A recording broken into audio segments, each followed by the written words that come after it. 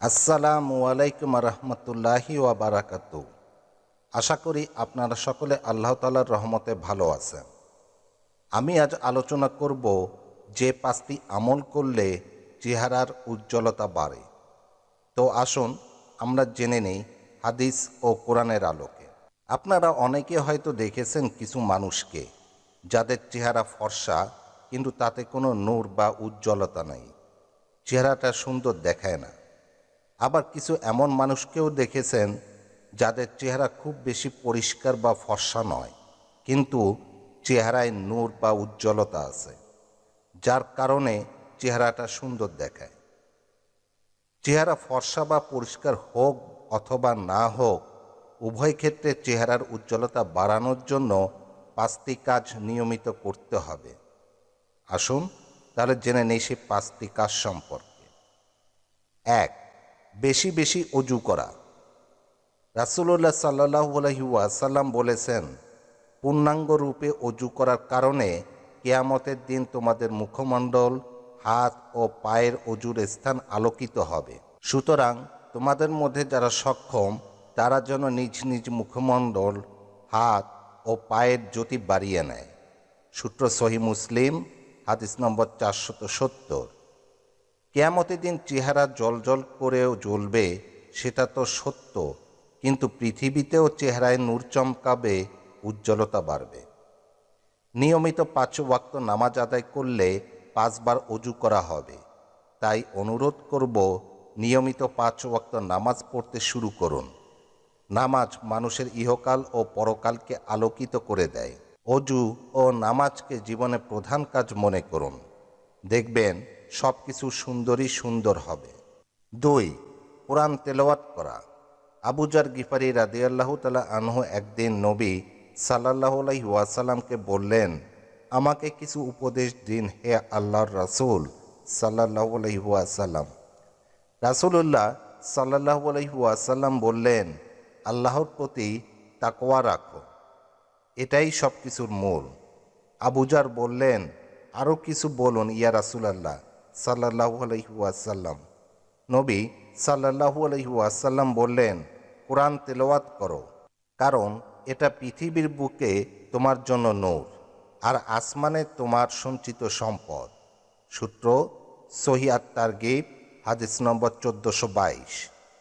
কোরআন তেলাওয়াত করলে অসংখ্য নেকি পাওয়া যায়, পাশাপাশি হৃদয়ের ময়লা দূর হয় এবং চেহারার সৌন্দর্য বাড়ে। 3. তাহাজ্জুদের নামাজ পড়া। প্রখ্যাত তাবী হাসান বসরি রহমতুল্লাহকে জিজ্ঞাসা করা হয়েছিল, তাহাজ্জুদ গুজার বান্দাদের চেহারায় সবসময় নূর চমকাতে থাকে কেন? তিনি বলেন, কারণ তারা আর রহমানের সাথে নিভৃতে সময় কাটায়, তাই তিনি নিজের নূর দিয়ে তাদের আলোকিত করেন। যে যত নেকির কাজ করবে তার চেহারার উজ্জ্বলতা তত বাড়তে থাকবে। মানুষ যদি দেখতে কালো হয়, তবুও নেক আমলের কারণে তাকে দেখতে খুব সুন্দর লাগবে। পক্ষান্তরে যারা বেশি গুনাহ করে তাদের চেহারা নূর ছিনিয়ে নেওয়া হয়। যদি সে ব্যক্তি ফর্সাও হয়, তবুও দেখতে ভালো লাগে না। নিয়মিত তাহাজ্জুদের নামাজ পড়তে না পারলেও মাঝে মাঝে পড়া উচিত। বর্তমানে অসংখ্য যুবক ভাই ও বোনেরা মোবাইল স্ক্রল করে করে রাত্রি 12টা 1টা বাজিয়ে দেয়। ইচ্ছে করলে 15 মিনিট সময় নিয়ে তাহাজ্জুদের নামাজটা পড়তে পারে। 4. বিভিন্ন নেক আমল করা।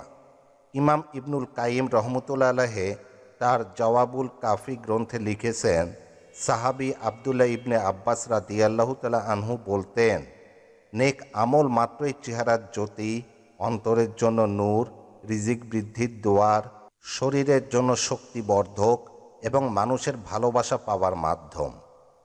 অন্যদিকে পাপ মাত্রই চেহারার জন্য কালি, অন্তরের জন্য আধার, শরীরকে দুর্বলকারী, রিজিক হ্রাসকারী এবং মানুষের ক্রোধের শিকার হবার কারণ। ফরজ ইবাদতের পাশাপাশি অসংখ্য নেক আমল পৃথিবীতে রয়েছে, যেমন মানুষের উপকার করা, রাস্তা থেকে কষ্টদায়ক বস্তু সরিয়ে ফেলা, হাসি মুখে কথা বলা, অসুস্থ ব্যক্তিকে দেখতে যাওয়া, পানির ব্যবস্থা করা, গাছ লাগানো, মানুষকে ভালো কিছু শিক্ষা দেওয়া ইত্যাদি এমন অনেক কাজ রয়েছে।